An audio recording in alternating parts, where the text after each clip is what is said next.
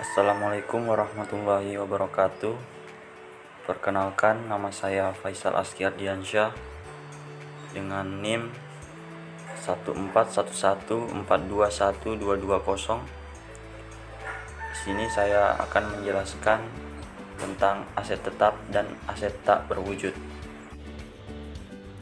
Nah, yang pertama kita masuk ke definisi aset tetap.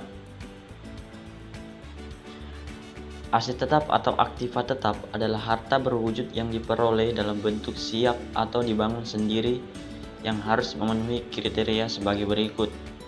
Yang pertama, dimiliki dan digunakan dalam usaha atau yang dimiliki untuk mendapatkan, menagih, dan memelihara penghasilan dengan suatu manfaat yang lebih dari setahun.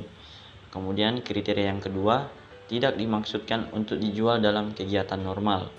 Jadi pada intinya aset tetap ini adalah aset yang dibeli atau dibangun sendiri oleh perusahaan untuk membantu perusahaan dalam menghasilkan pendapatan dalam kegiatan operasionalnya dengan masa manfaat lebih dari setahun dan tidak bertujuan untuk dijual kembali, karena apabila bertujuan untuk dijual kembali maka namanya adalah persediaan barang dagang.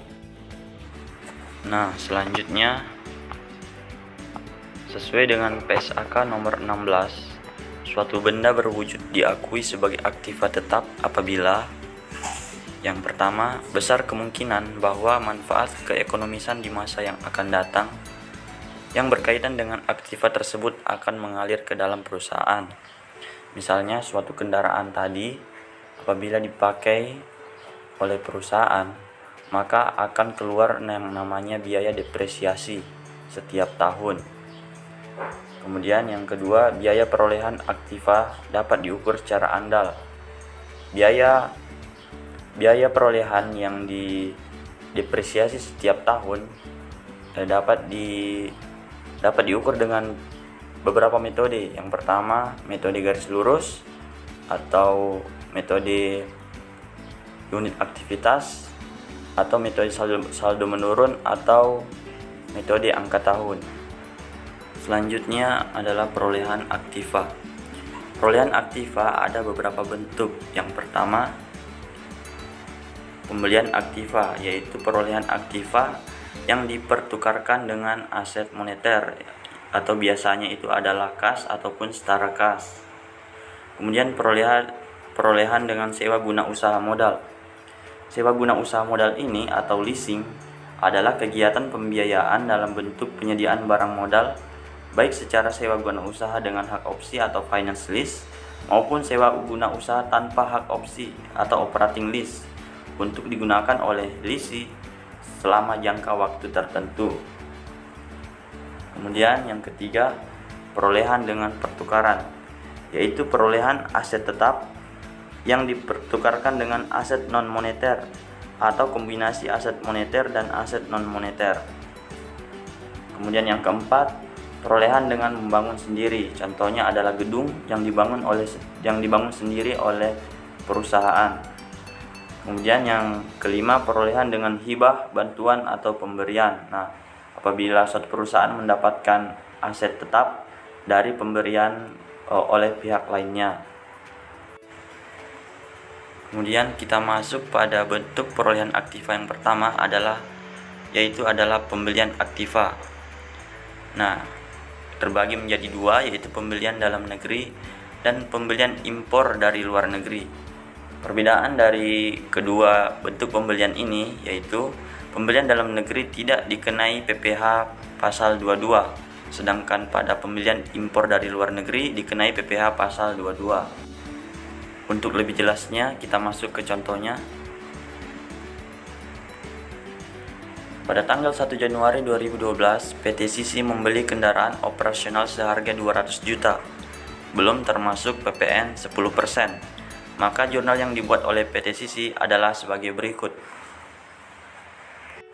Jika PT Sisi adalah pengusaha kena pajak atau PKP, maka jurnalnya yaitu adalah kendaraan 200 juta debit, kemudian pajak masukan 20 juta, pajak masukan ini dihitung dengan rumus 10% dikali nilai transaksi kendaraan, yaitu 200 juta. 10% kali 200 juta sama dengan 20 juta. Kemudian kas dikredit sebesar 220 juta, yaitu tinggal dijumlah 200 juta dengan 20 juta. Kemudian jika PT Sisi adalah non PKP, maka langsung di jurnal saja tanpa dimasukkan akun pajak masukan, yaitu kendaraan 220 juta debit pada kas atau bank 220 juta kredit.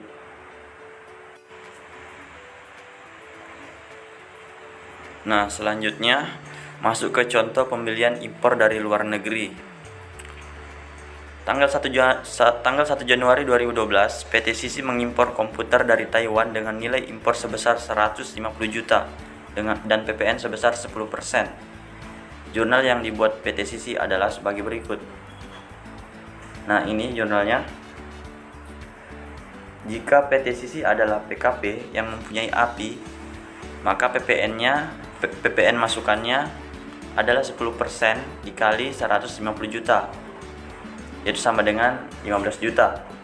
Kemudian PPh 22-nya sebesar 2,5% dikali 150 juta, hasilnya 3.750.000. Jurnalnya, peralatan kantor debit 150 juta, pajak masukannya 15 juta, langsung masukkan saja nilainya dari perhitungan tadi. Kemudian PPh 22 dibayar di muka 3.750.000. Pada kas atau bank dikredit 168.750.000. Nah, kemudian jika PT Sisi adalah non PKP yang mempunyai API, maka perhitungannya komputer sama dengan 110%, yaitu nilai transaksi komputernya ditambah dengan PPN, maka hasilnya itu 165 juta. Kemudian PPh 22-nya sama dengan seperti tadi, yaitu 2,5% dikali 150 juta, hasilnya 3.750.000.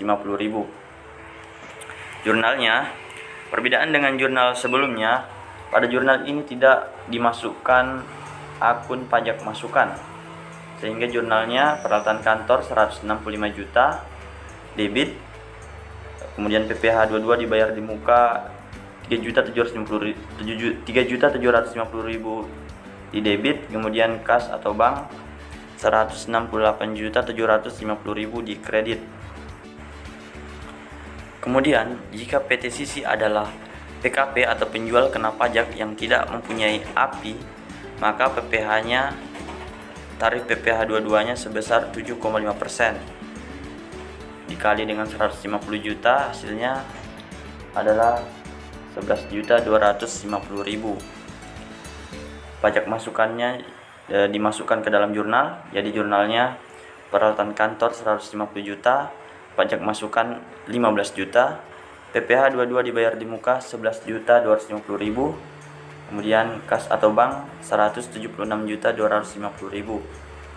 Kemudian jika PT Sisi adalah non PKP atau bukan penjual kena pajak dan tidak mempunyai API, maka jurnalnya untuk nilai peralatannya atau komputernya yaitu 110%, yaitu nilai komputer ditambah PPN 10%, kemudian dikali 150 juta, hasilnya 165 juta. Kemudian PPh 22-nya sama seperti tadi, yaitu 7,5% dikali 150 juta, hasilnya 11.250.000. Jurnalnya peralatan kantor 165 juta, PPh 22 dibayar di muka 11.250.000 di debit, kemudian kas atau bank dikredit 176.250.000.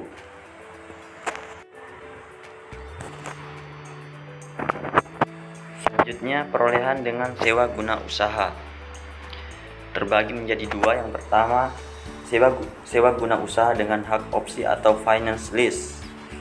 Suatu sewa diklasifikasikan sebagai sewa guna usaha dengan hak opsi apabila sewa tersebut mengalihkan secara substansial seluruh manfaat dan risiko kepemilikan aset. Kemudian sewa guna usaha tanpa hak opsi atau operating lease. Suatu sewa diklasifikasikan sebagai sewa guna usaha tanpa hak opsi apabila dalam sewa tersebut tidak mengalihkan secara substansial seluruh manfaat dan risiko kepemilikan aset.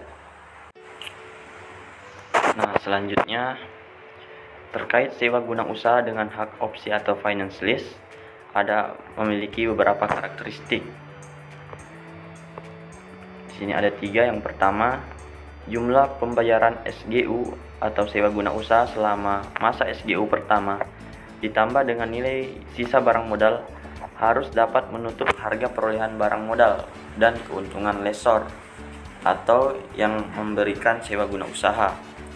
Kemudian yang kedua, masa SGU ditetapkan sekurang-kurangnya 2 tahun untuk barang modal golongan 1, 3 tahun untuk barang modal golongan 2 dan 3, dan 7 tahun untuk golongan bangunan. Selanjutnya, perjanjian SGU memuat ketentuan mengenai opsi bagi lisi atau penyewa. Itulah beberapa karakteristik dalam sewa guna usaha dengan hak opsi. Selanjutnya, perlakuan perpajakan untuk lessor atau pihak yang menyewakan dan lisi atau pihak penyewa. Dari sisi lessor terkait pajak penghasilan. Penghasilan itu adalah angsuran pokok ditambah bunga, yaitu pembayaran setiap bulan ataupun setiap tahun berdasarkan perjanjian itu dicatat sebagai penghasilan oleh lessor. Kemudian dari pihak lessor, penghasilan ini bukan objek pajak PPh, tetapi pengenaan pajaknya dilakukan dengan perhitungan akhir dalam SPT tahunan. Jadi penghasilan tadi dikenai PPh 23. Kemudian beban penyusutan aset tetap. Beban penyusutan aset tetap ini adalah beban yang tidak boleh dikurangkan atau non-deductible expense. Selanjutnya dari pihak lisi mengenai pajak penghasilan, beban sewanya adalah angsuran pokok ditambah bunga yang dicatat oleh lisi sebagai beban sewa.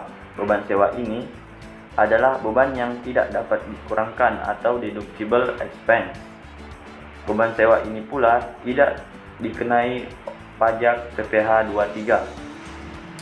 Selanjutnya, beban penyusutan aset tetap, yaitu beban yang tidak boleh dikurangkan atau non-deductible expense.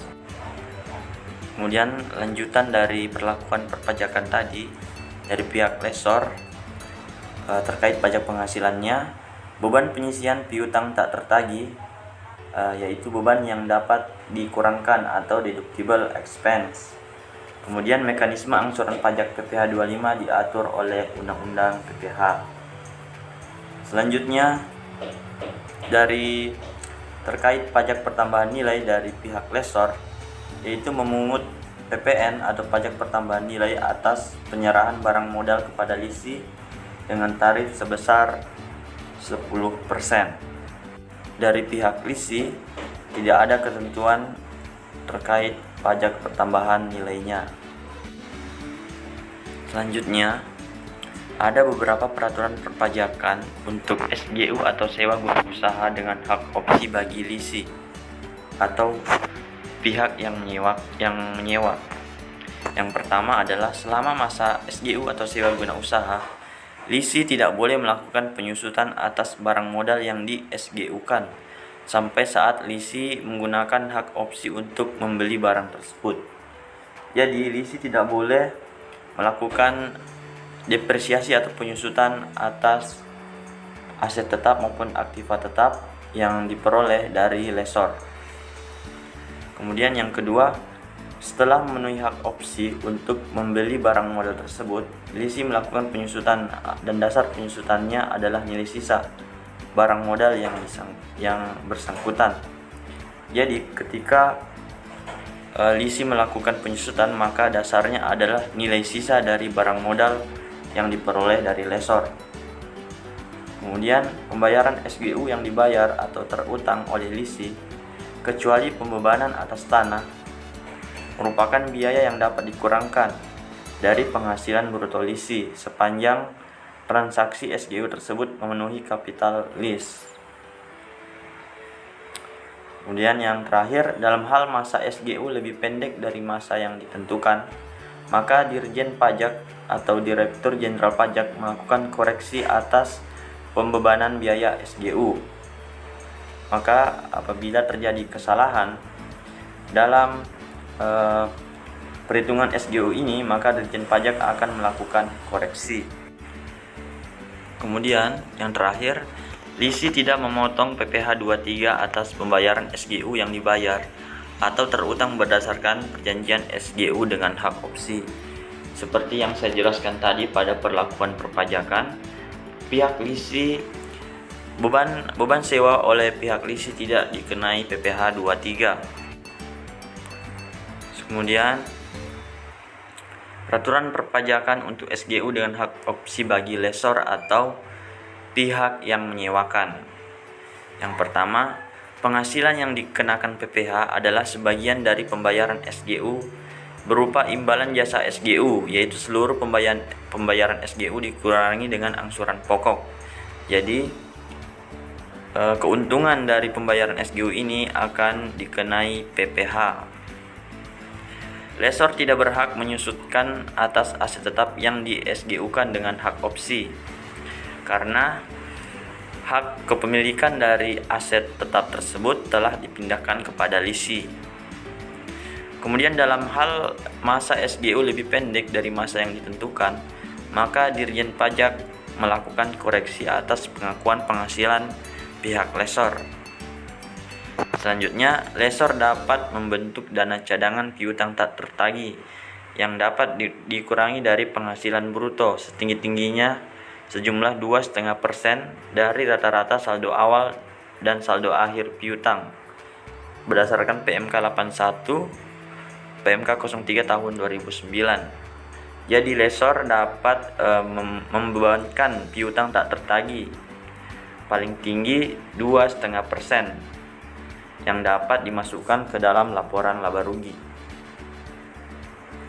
Selanjutnya, kerugian sebenarnya yang disebabkan piutang yang nyata-nyata tidak dapat ditagih dibebankan pada perkiraan cadangan piutang tak tertagih. Apabila ada piutang yang diestimasi tidak dapat ditagih, maka dimasukkan ke dalam akun cadangan piutang tak tertagih.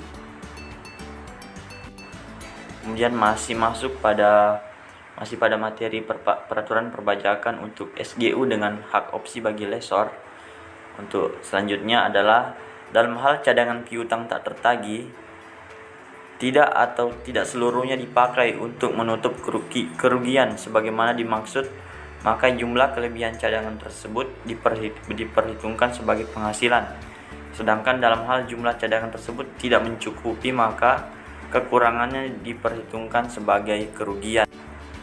Selanjutnya, atas penyerahan jasa dalam transaksi SGU dengan hak opsi lessor kepada lisi dikecualikan dari pengenaan PPN, tetapi penyerahan barang dari lessor ke lisi dikenakan PPN. Jadi penyerahan jasanya tidak dikenai PPN, tapi penyerahan barang atas SGU ini dikenai PPN sebesar 10%. Kemudian besarnya angsuran PPh 25 setiap bulan bagi wajib pajak SGU dengan hak opsi adalah sebesar jumlah PPh yang terutang berdasarkan laporan keuangan triwulan terakhir yang disetahunkan dibagi 12. Nah, itulah tadi peraturan perpajakan untuk SGU dengan hak opsi bagi lessor. Tadi kita sudah membahas tentang sewa guna usaha atau SGU dengan hak opsi. Sekarang kita masuk ke materi sewa guna usaha tanpa hak opsi atau operating lease.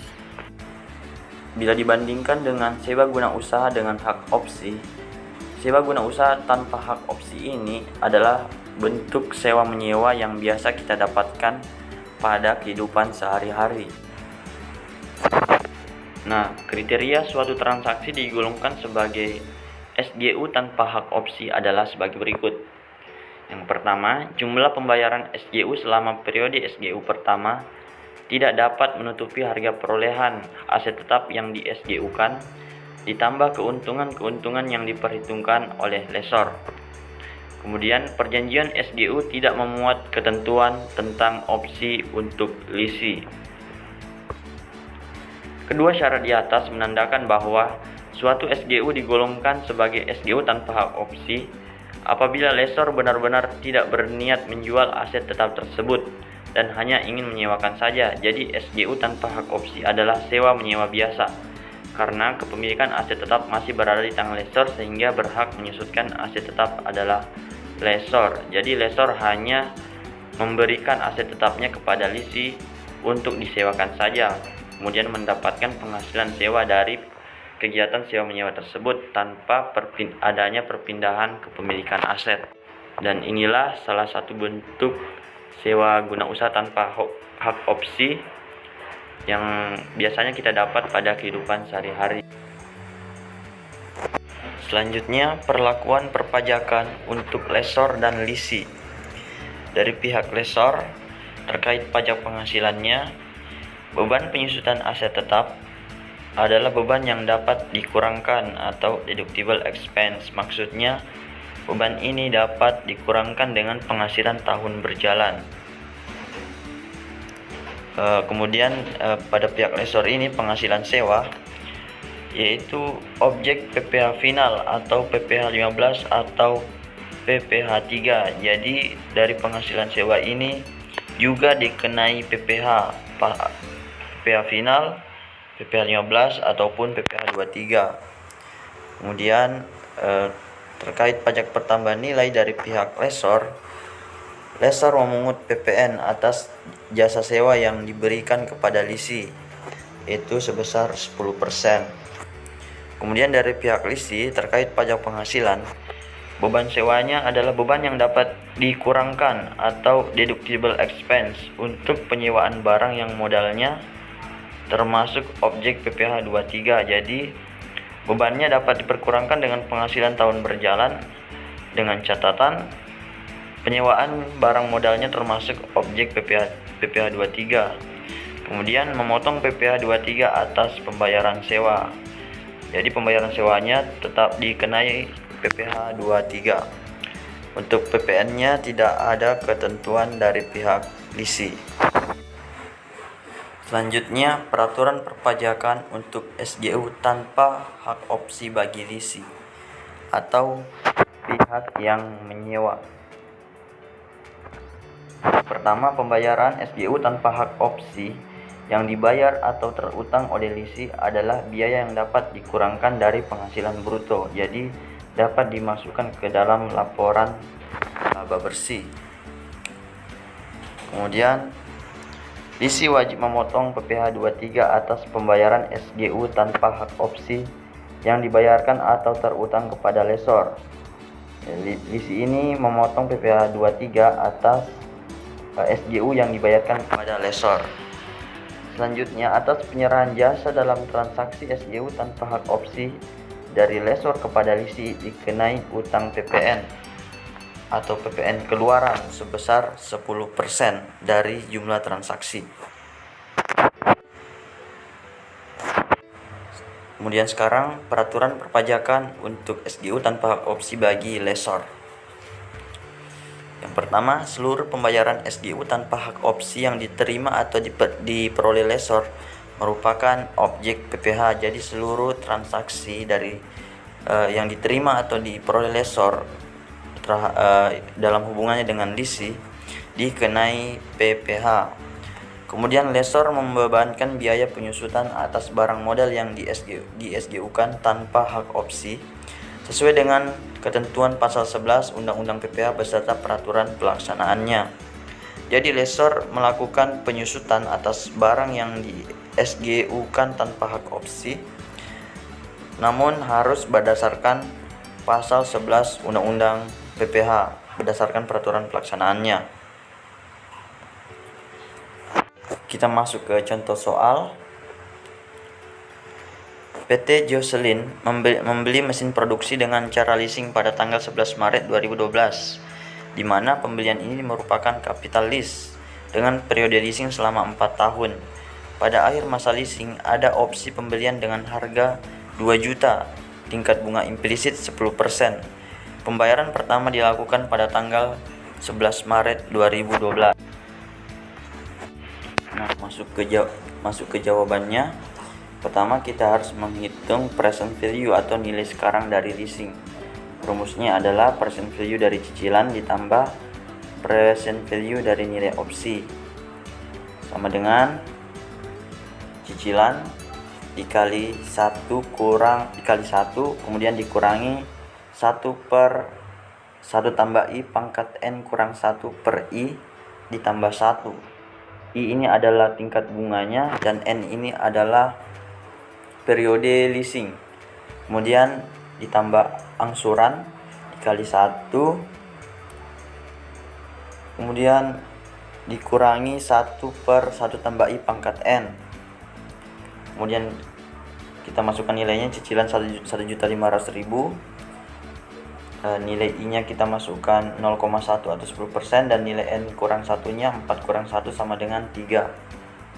Ditambah 1, kemudian ditambah 2 juta dikali 1, kemudian dikurangi 1 per 1 tambah 0,1 pangkat 4. Nah, hasilnya sama dengan 1.500.000 dikali 3,4869.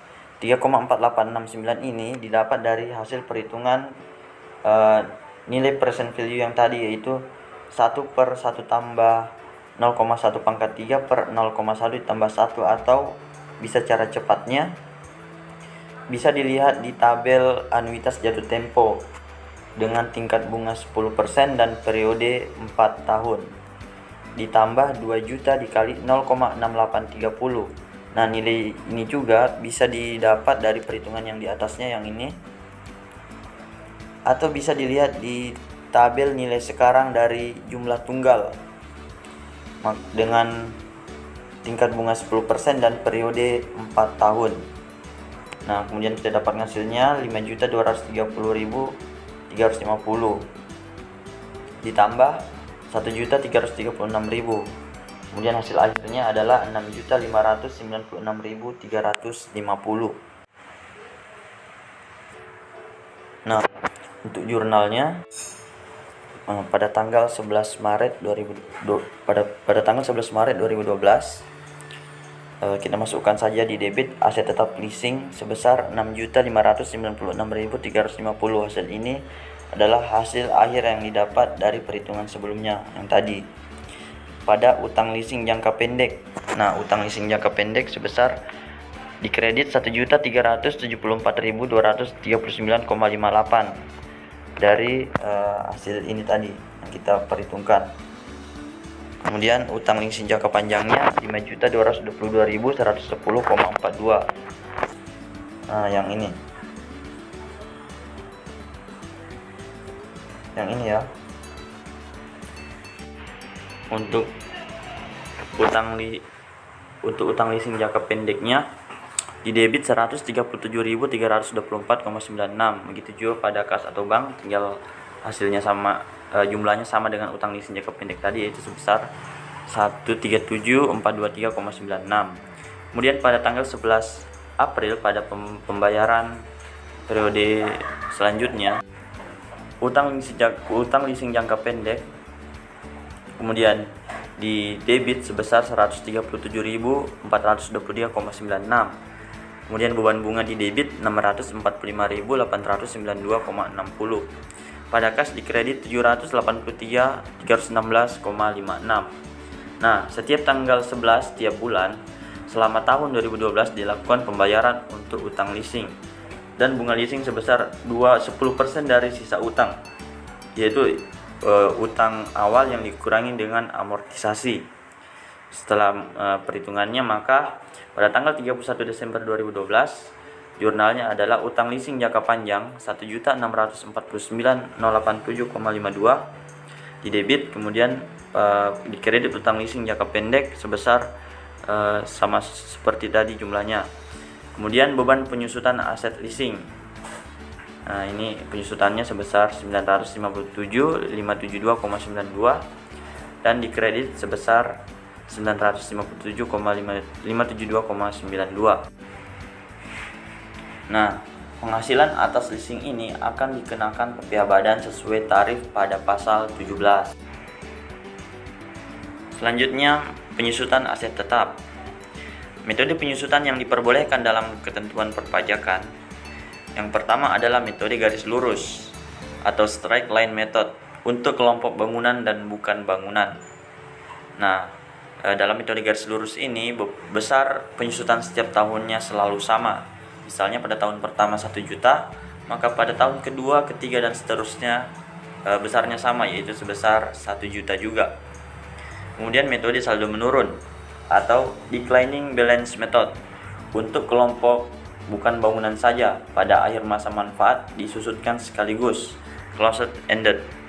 Nah, pada metode saldo menurun ini jumlah penyusutannya semakin menurun sesuai namanya, metode saldo menurun, karena dasar perhitungannya yaitu berdasarkan nilai bersih dari aset yang dimiliki oleh perusahaan. Nah, berikut klasifikasi kelompok harta. Seperti yang dijelaskan sebelumnya, ada 2 kelompok aset tetap. Yang pertama bukan bangunan dan yang kedua bangunan. Pada kelompok bukan bangunan ini terbagi menjadi 4. Ada kelompok 1, kelompok 2, kelompok 3, dan kelompok 4. Pada kelompok 1, masa manfaatnya berbeda-beda, yang mulai dari 4 tahun, 8 tahun, 16 tahun, dan 20 tahun. Kemudian tarif depresiasi garis lurusnya bisa dilihat, ini 25%. 25% ini bisa didapat dari 1 dibagi 4. 1 dibagi 4 tahun, hasilnya 25%. Kemudian tarif depresiasi saldo menurunnya kita kalikan saja 25% dikali 2. Begitu juga untuk kelompok 2, 3, dan 4. Rumusnya sama. Kemudian pada kelompok bangunan terbagi menjadi 2, permanen dan tidak permanen. Untuk permanen, masa manfaatnya itu 20 tahun dan tidak permanen, masa manfaatnya 10 tahun. Untuk tarif depresiasi garis lurusnya untuk kelompok bangunan yang pertama permanen yaitu 5% yang didapat dari 1/20 tahun. Hasilnya 5%. Begitu juga untuk 10% yaitu 1 dibagi 10 tahun, hasilnya 10%. Untuk tarif depresiasi saldo menurunnya tidak ada untuk kelompok bangunan ini. Nah, aset yang penyusutannya tidak bisa dikurangkan sebagai biaya. Biasanya kan untuk penyusutan aset, maka nilai penyusutannya bisa dikurangkan dengan penghasilan, yaitu sebagai biaya. Nah, di sini adalah aset yang penyusutannya tidak bisa dikurangkan sebagai biaya. Yang pertama, biaya perolehan aset yang tidak mempunyai hubungan langsung dengan usaha atau kegiatan untuk mendapatkan, menagih, dan memelihara penghasilan yang merupakan objek pajak. Jadi apabila suatu perusahaan membeli suatu aset namun tidak memiliki kaitannya dengan kegiatan usaha perusahaan tersebut, maka biaya perolehan aset tersebut penyusutannya tidak bisa dikurangkan sebagai biaya. Kemudian biaya perolehan aset yang digunakan untuk memberi penggantian atau imbalan dalam bentuk natura dan kenikmatan kepada karyawan, kecuali penggantian atau imbalan dalam bentuk natura dan kenikmatan di daerah tertentu dan yang berkaitan dengan pelaksanaan pekerjaan yang ditetapkan dengan PMK 83 PMK 03 2009. Kemudian barang modal yang di SGU-kan, baik SGU dengan hak opsi ataupun hak opsi bagi lisi atau SGU dengan hak opsi bagi lesor, maka tidak dapat dikurangkan sebagai biaya. Jadi apabila suatu aset telah di SGU-kan, maka untuk SGU dengan hak opsi ataupun dengan tanpa hak opsi bagi lisi tidak dikurangkan sebagai biaya, ataupun SGU dengan hak opsi bagi lesor juga tidak dikenakan sebagai biaya. Nah, kita masuk ke contohnya. Gedung dibeli pada tanggal 1 Januari 2000, tahun 2000 dengan harga 600 juta. Estimasi manfaat gedung tersebut menurut akuntansi adalah 30 tahun, sedangkan menurut pajak adalah 20 tahun. Nah, untuk penyusutan menurut akuntansinya yaitu 6 juta dibagi estimasi masa manfaatnya yaitu 30 tahun, yaitu sama dengan 20 juta.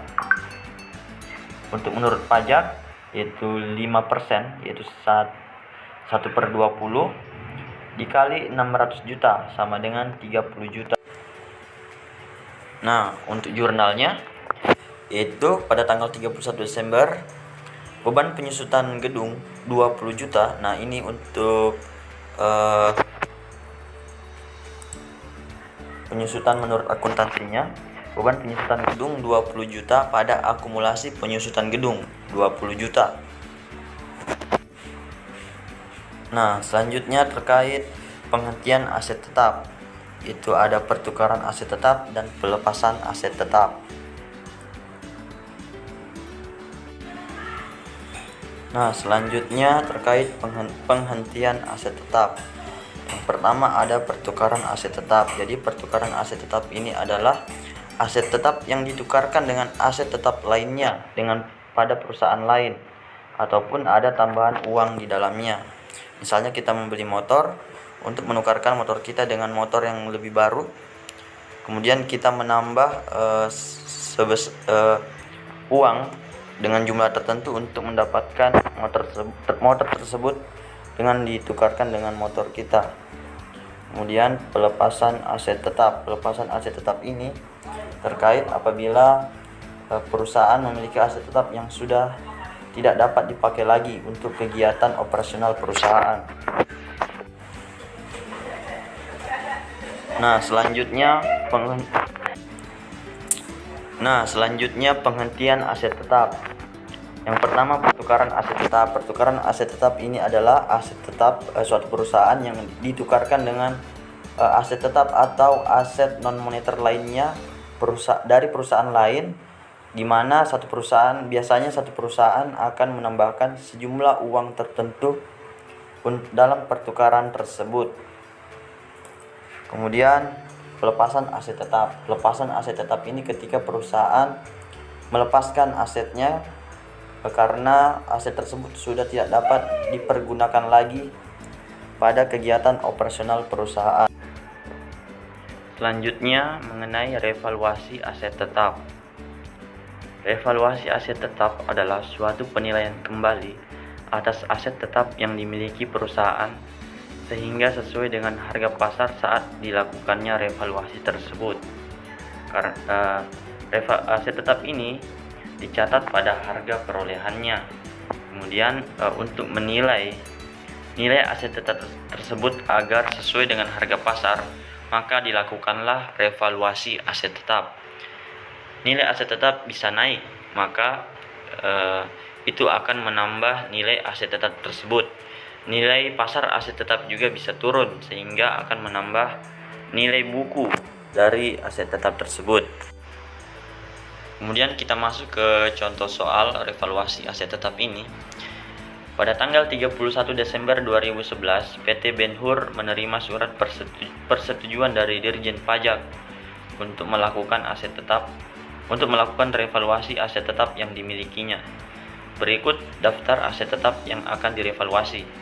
Yang pertama tanah yang diperoleh pada Desember 2006 dengan harga perolehan 500 juta dan harga revaluasi 1 miliar.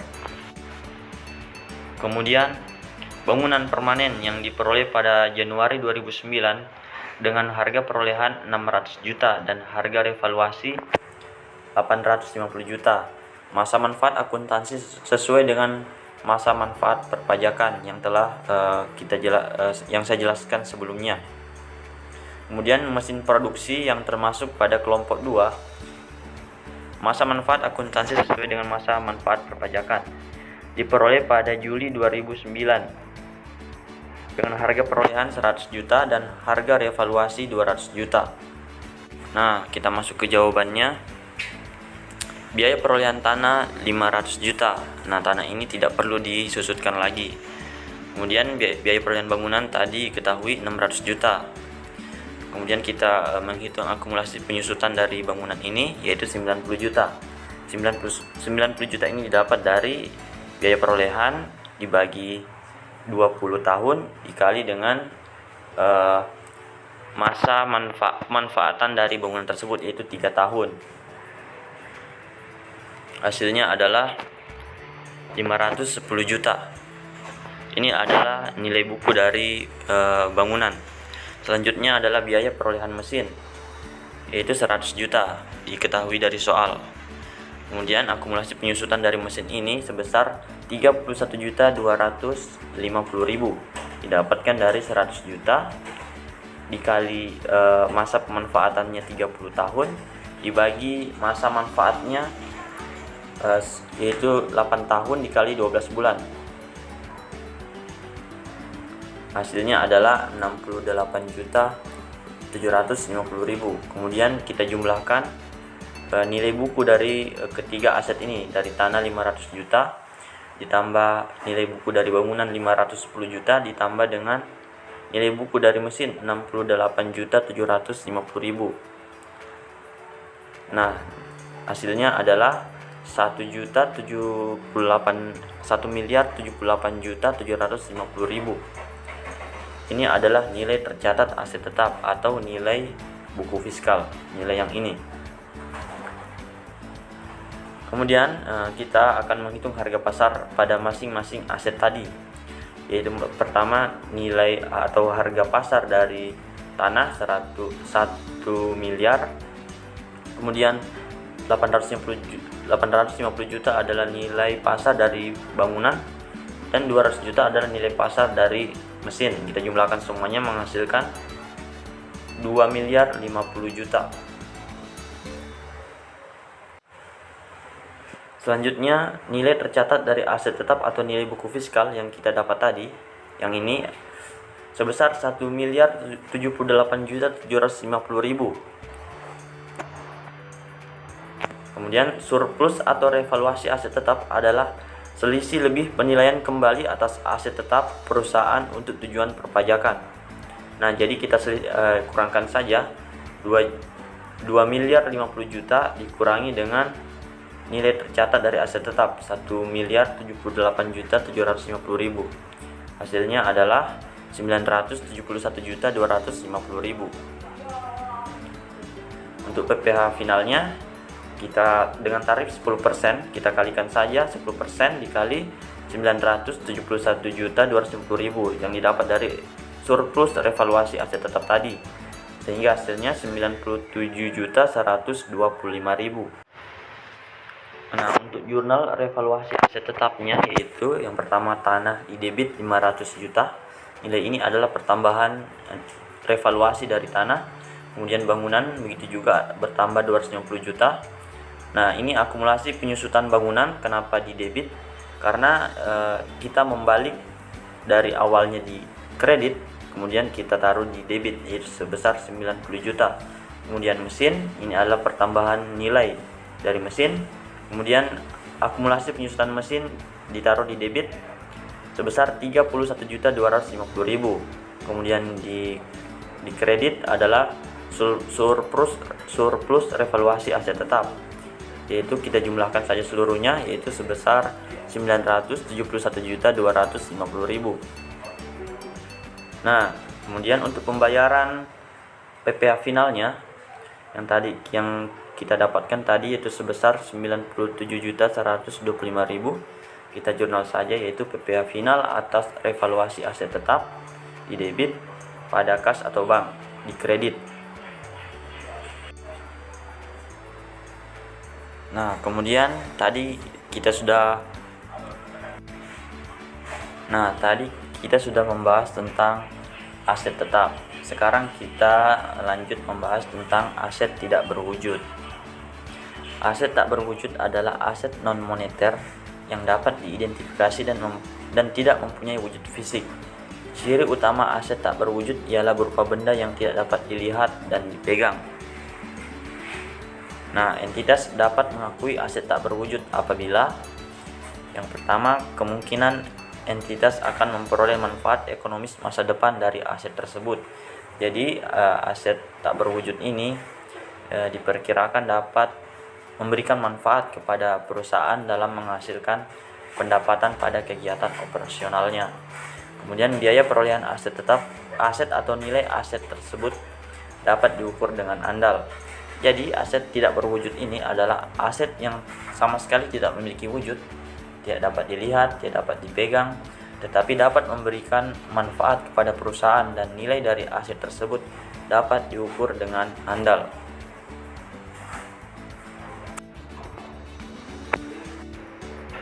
Nah, selanjutnya contoh aset tak berwujud.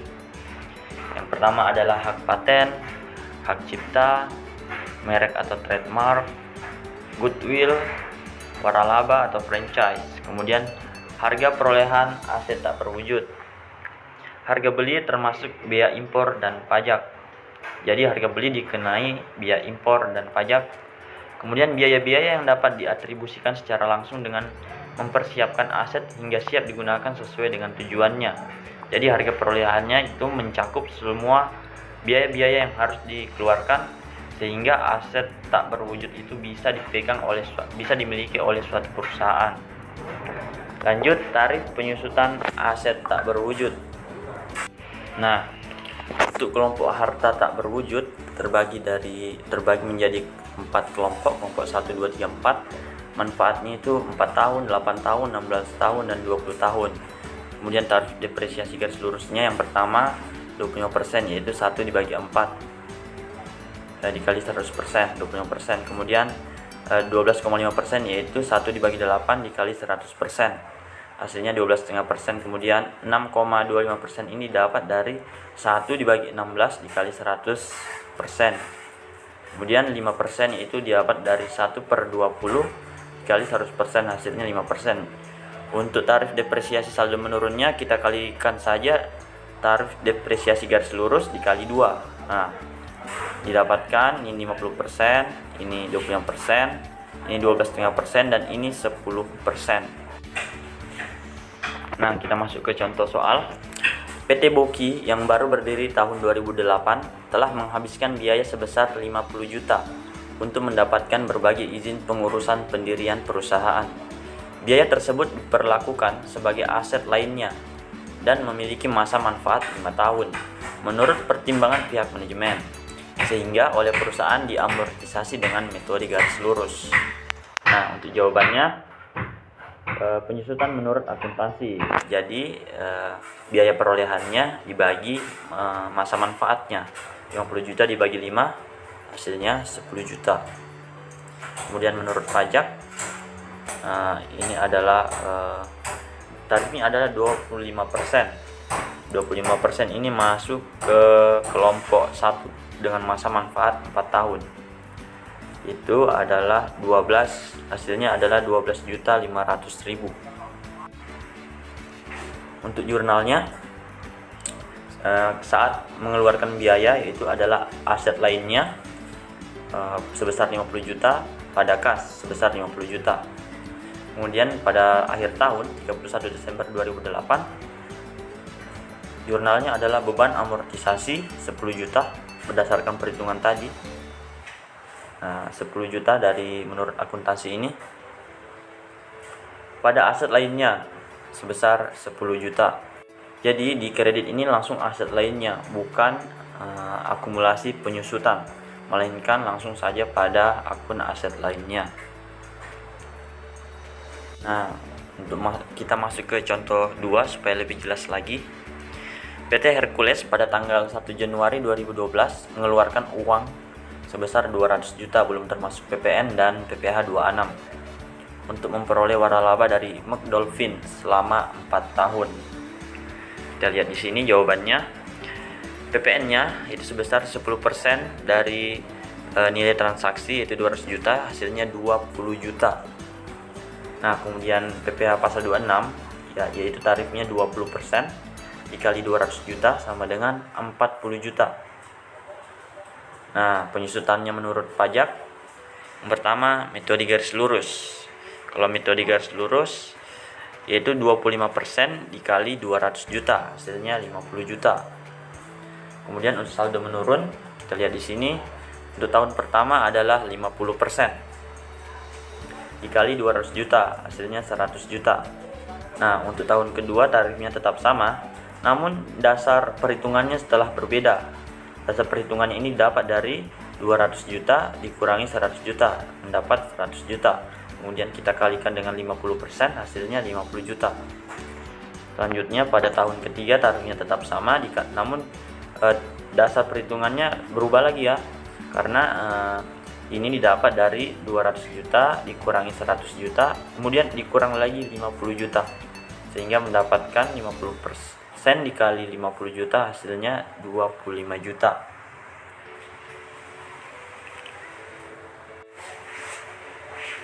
Nah, untuk jurnalnya pada tanggal transaksi pada tanggal 1 Januari 2012, waralaba 200 juta, pada pajak masukan sebesar 20 juta dari 10% dari 200 juta.